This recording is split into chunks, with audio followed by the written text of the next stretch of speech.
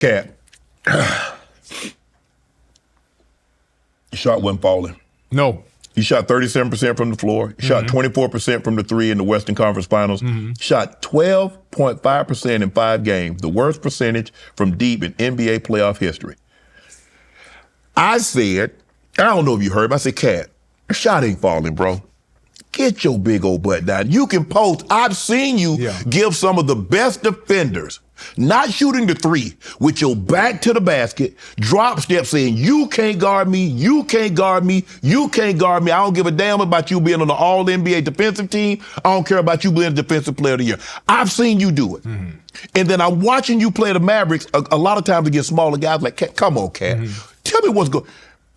I'm sure the coaches are telling you that. I'm sure probably Ann has told you that. Probably some of your closest friends. Cat, bro, you need to get down on the box. What's going on in Cat's mind?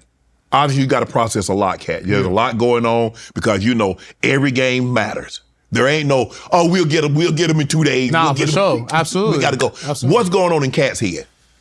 For me, just trying to execute. I know we put me in great spots. I got good looks. Just wasn't falling. Right. And I talked about it after one game, you know, how I knew the work I was putting in. So it's something when I go home, I'm disappointed. I want to win the game. But I understand, you know, I'm getting good looks and I just got to continue to shoot them. So, you know, for me, it's just taking what the defense was giving me. I was obviously getting some good looks at three, just wasn't making them.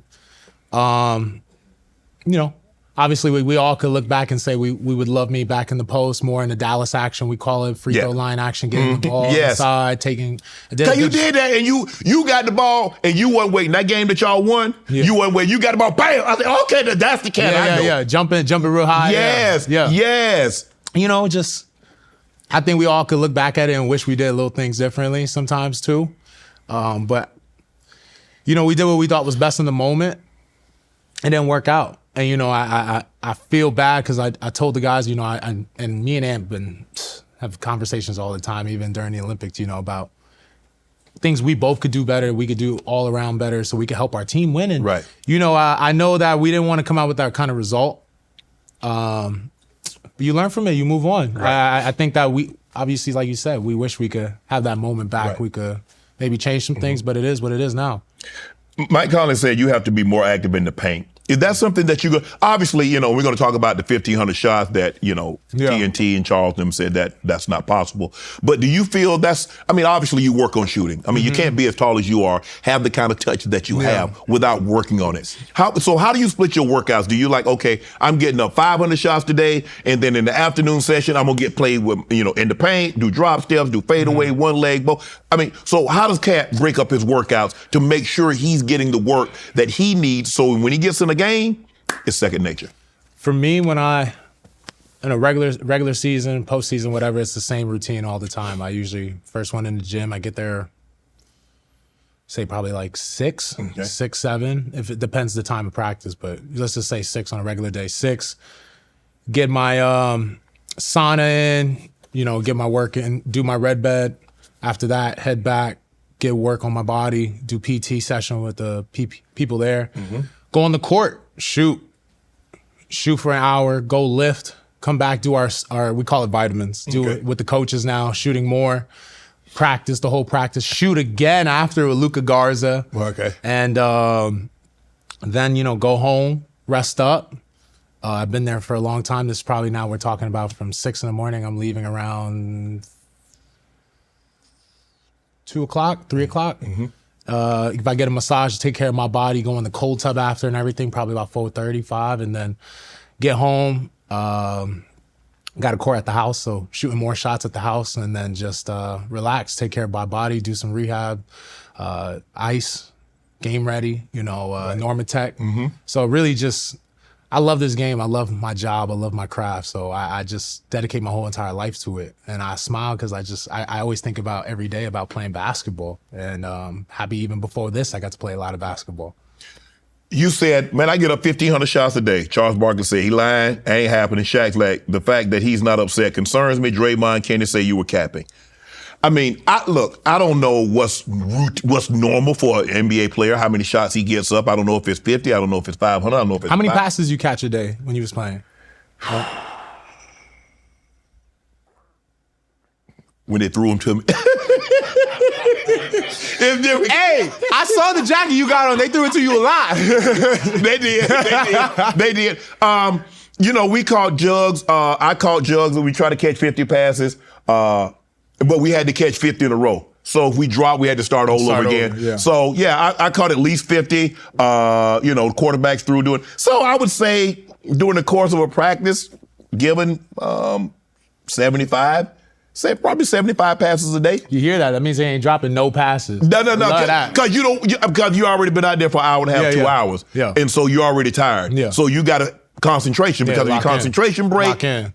Now the ball hit and you might be at 25, you might be at 30. Yeah. Now you got to start all back over again. So you didn't want that to happen. And the last thing you want to happen, Kat, is that be in a situation where it's fourth down.